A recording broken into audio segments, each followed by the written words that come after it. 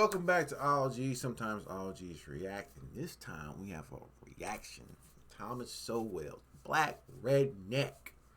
Okay. I am semi-acquainted with Mr. Thomas, but not in this way. More so in an economical way, because he talks about economic stuff, and I used to listen to a crap ton of audiobooks when I used to work, and there was one by him. He said some pretty he said some things that kind of had me like, I see your point, but at the same time, without it's like when you say something without explanation, right? Right. Like he said, greed has no effect on capitalism. That's kind of wild. Yeah. You know what I'm saying? Like, that's the kind of, I could see how you can say, you know, well, capitalism is driven by this, blah, blah, yada, yada. But to say greed has no effect on it. I guess it does. Yeah. It definitely plays a part. So sometimes he says some wild stuff. Yes. But being educated on certain things that he does say, is, you know, always open your mind to listen to something. Never shut it out just because someone says something wild. True. You know what I'm saying? All right, so we're going to get into this. Let me see here. I want to make sure we have an introduction. It's about 8 minutes, so we won't talk too long about it. We're just going to listen and give our thoughts. Y'all ready? 2005. Black Rednecks and White Liberals by Thomas Sowell. Over 30 books published. How important is this book to you?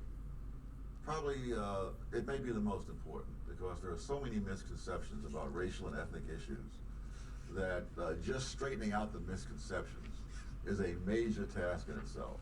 I don't reach any kind of policy conclusions in this book because, as I say, it's a full-time job to get the facts straightened out. So I can write a column in a newspaper aimed at the general public, and there'll be extremely few misunderstandings of what I said. I can say the same things in a book that's aimed at intellectuals, and there'll be incredible twists and turning. Well, he seemed to say this further than that. I remember one huge review trying to figure out the implications of ethnic America. And what made it a farce was that the last chapter of the book is titled Implications.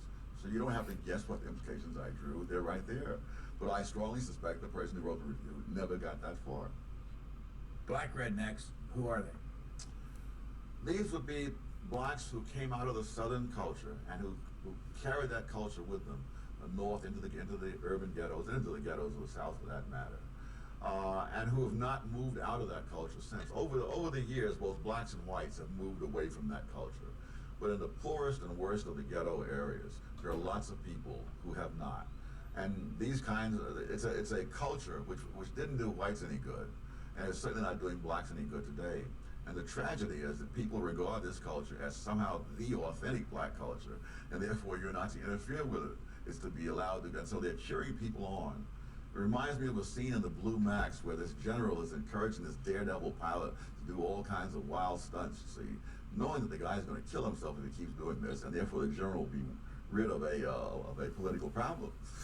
Now, I don't think that the white liberals are doing this deliberately, but I think the net results are the same. They are cheering blacks on and doing things that are absolutely self-destructive. What's the difference between a black redneck and a white redneck? Color.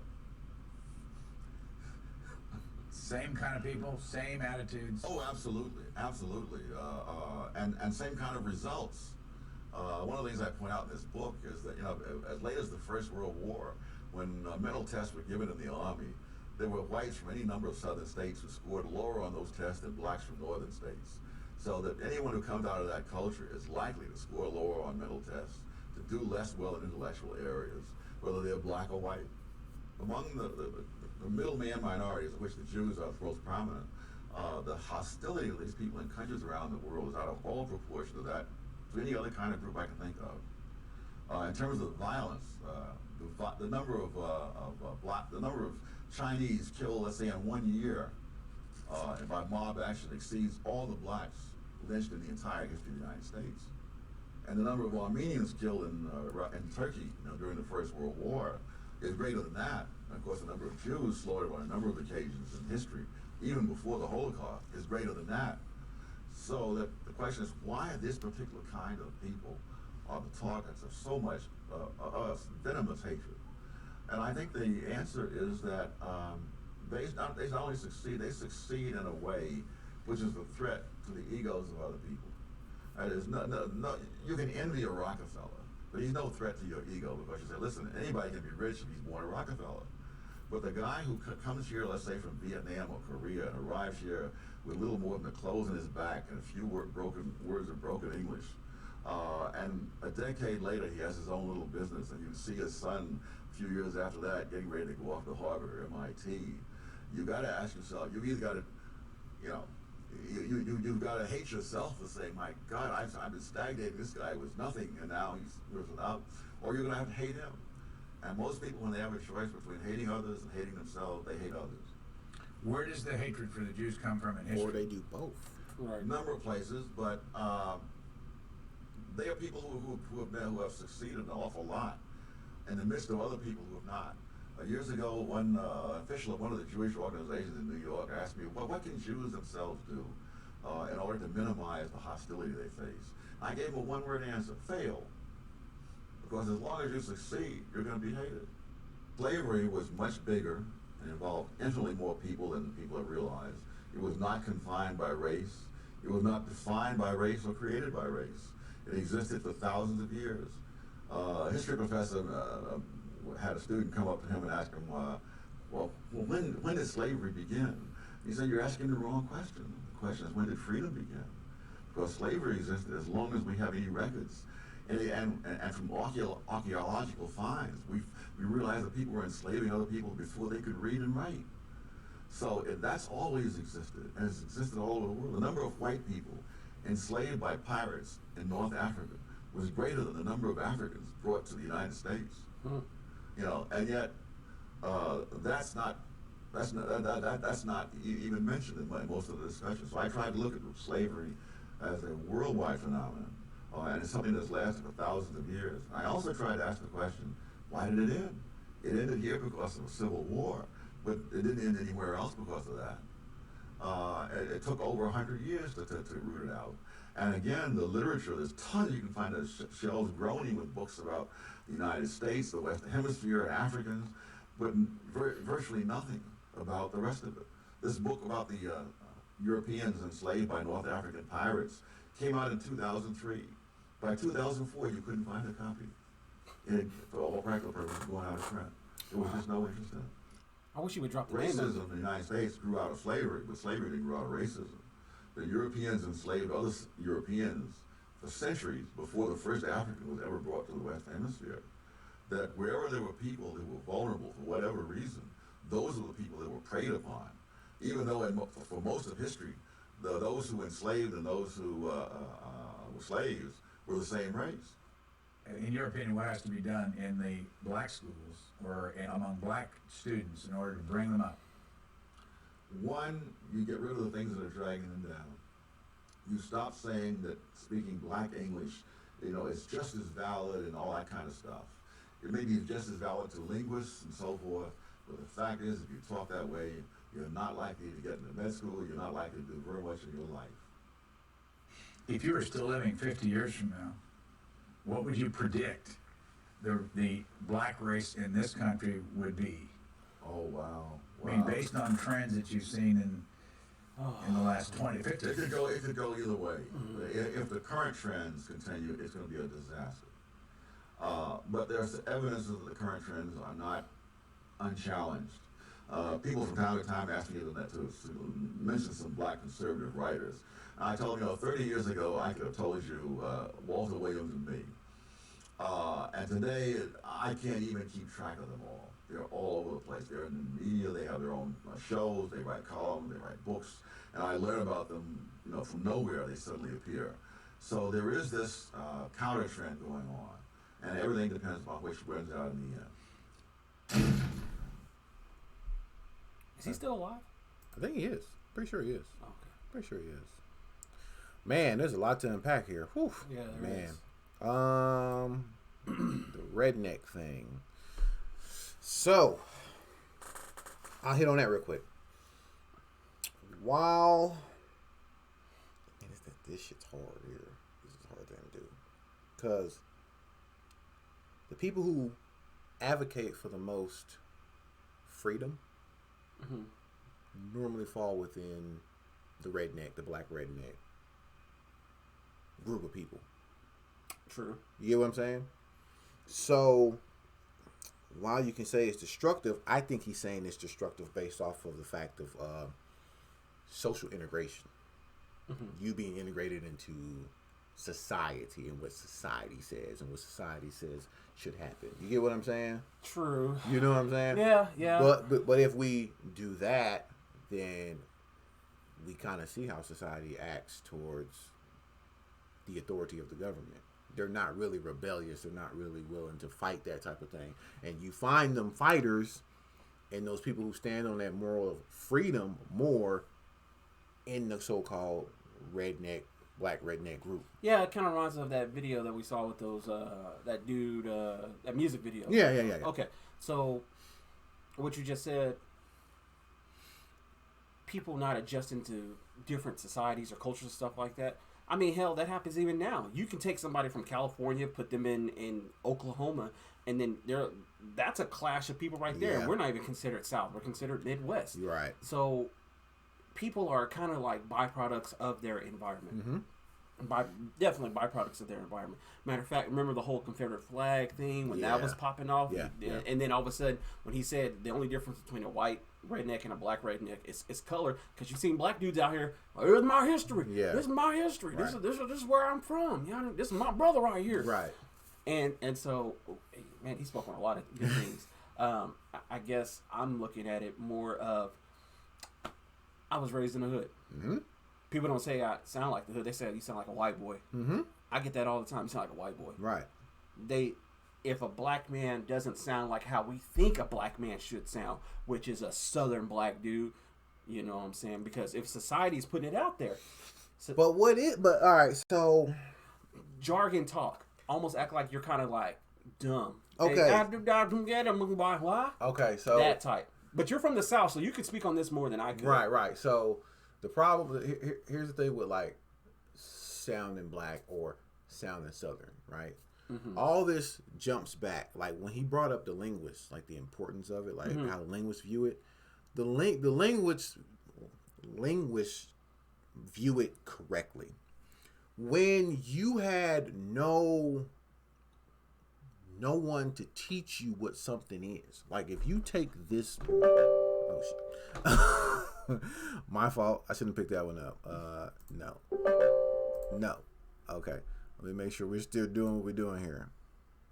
All right, we still going. So when you have something like this, right, and there's no one around to tell you what this is, you have to label it something. Right. You get what I'm saying? Yeah. So now everyone is like, okay, we'll call it that. That goes on for generations and generations and generations. While somewhere else, they actually have a name for this that came out first. All right. You feel me? Right. So, Southern people had to adapt because where they was at.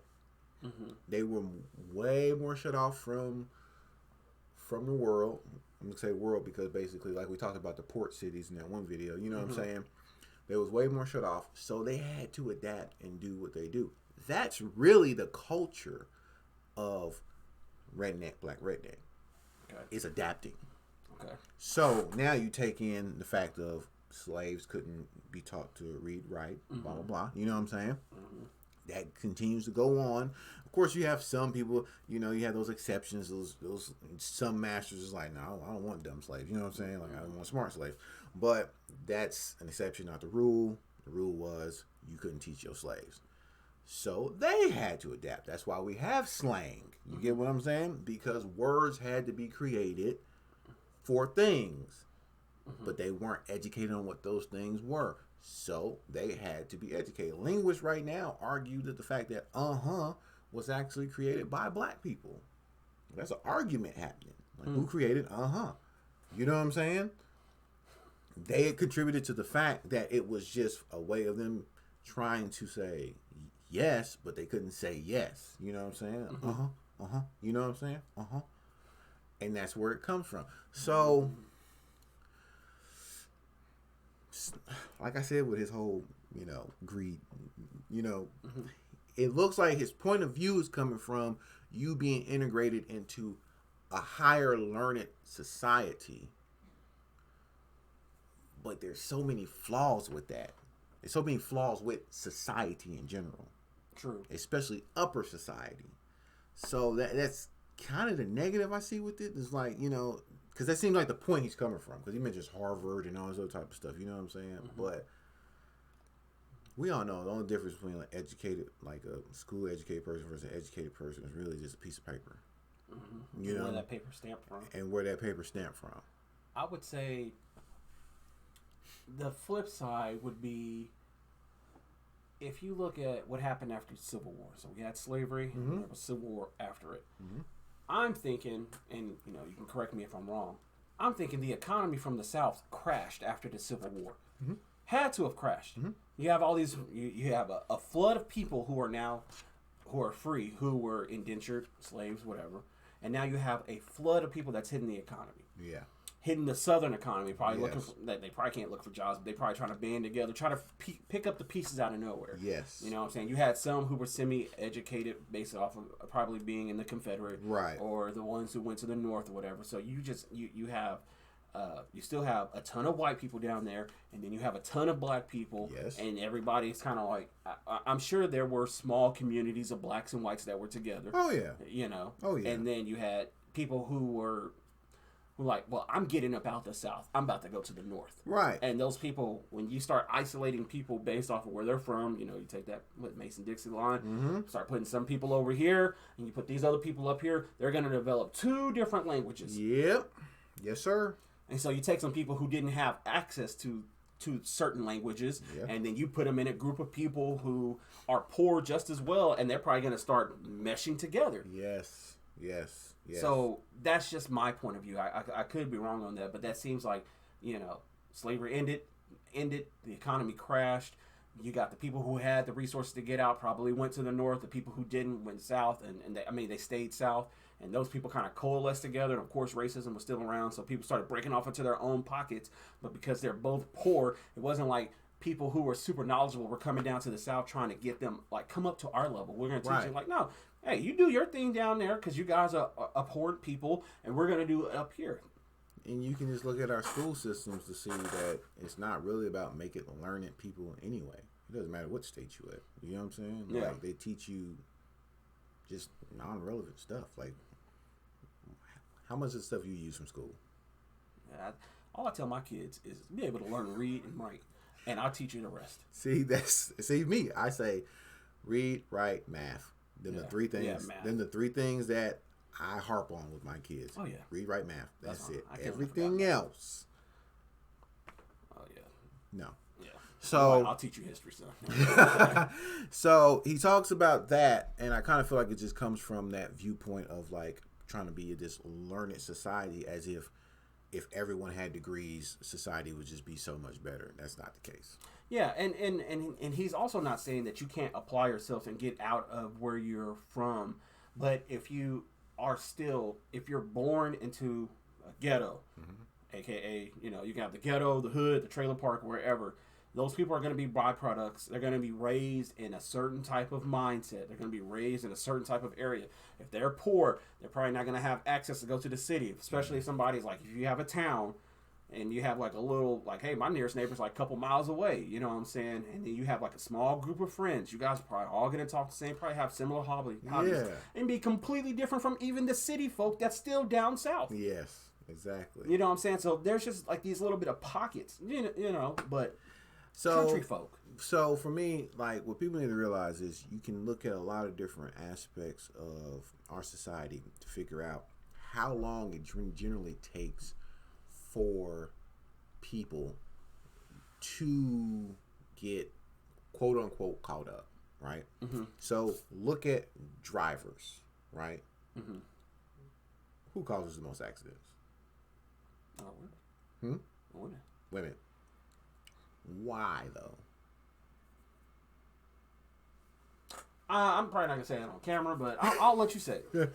What I'm saying is, what I'm trying to show is like what happens when you're not allowed to do something, and then There you go. You get the option, you get the availability to do it.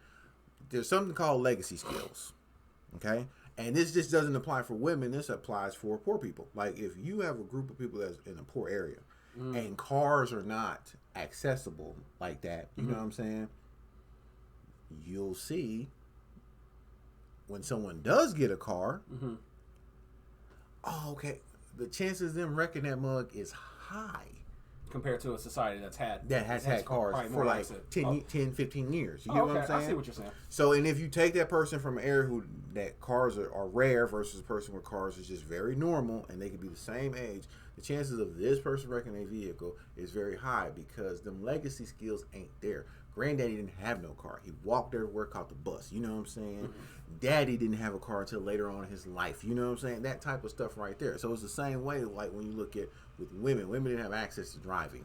So eventually they did, but that's why they still don't have the judgment skills for certain things. You know what I'm saying? Which is why they like SUVs. Busting curves. That's why they like them. Them Whoopsies. Kias. Them Kias. Oh, yeah. That's when the Kia boys getting them. Or the Altimas. Yeah. Dude, you know there's a Facebook group called Big Ultimate Energy? I believe it. Bro. I believe it 100%. So for me, it's like you're going to sit here and say this, and we know the history of this country. We know people were left behind, right? You know what I'm saying? And then these other people was like, oh, we got to get up to par because the rest of the world is getting up to par. So we know this. Why won't you bring that to the discussion? There needs to be more context to what he said. And maybe there could have been. Maybe it was because how the interview chopped it up. True that. You know, True. I was thinking that as well. Because I was like, hey, you say something and it would get chopped. And you can make a lot of things seem a certain type of way that gets chopped. I would like to see like more of I would like to see a Joe Rogan version of that. 3 hour long. Like, okay, because, I need to hear some. Honestly, I wish there was like a black version of Joe Rogan. For me, it's like, so I completely agree with you right there. I do think it's the way they chopped it because there could be certain things, you know what I'm saying? Like, but yeah, legacy we're here to bring that other side up, right? Legacy skills is very important. So when you talk about like just everyone being educational, like just high education or whatever, that's not going to fix nothing in society. You know what I'm saying? Yeah, you can actually see if you take a group of people and you make this large group of people, most of them are all lawyers and they're making dumb decisions. That's called Congress. These people are lawyers. They act like they don't know the law and they're making dumb decisions left and right. So let's just be honest. Just because I have my education or this piece of paper says that I can do this and that doesn't mean you're actually smart. You can make very dumb decisions. You all leave your comments down below. What do y'all think? What do you think about? I feel like adaptation and the true spirit of freedom resides within, redneck or black redneck people. And if you just wipe that out, then the government gonna have full instant control easily, because that's normally where educated people get that mindset from. Is they abandon life skills for education. Can't cook, can't hunt. You know what I'm saying?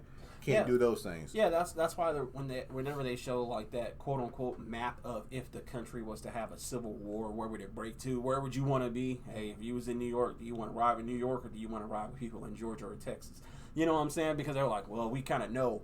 We know what part of the country is probably going to be the hardest to actually push back against. Right. I think the government will have an easier time taking New York than they would be Louisiana. Yes. You know what I'm saying? Just based off of the culture of people there. Yes. So, yeah, I can understand that. So leave your comments down below. Tell us what you think about this. Send any more my way. I'm all down for it. I'm Nixon. I'm Sir Cash. We out. Peace.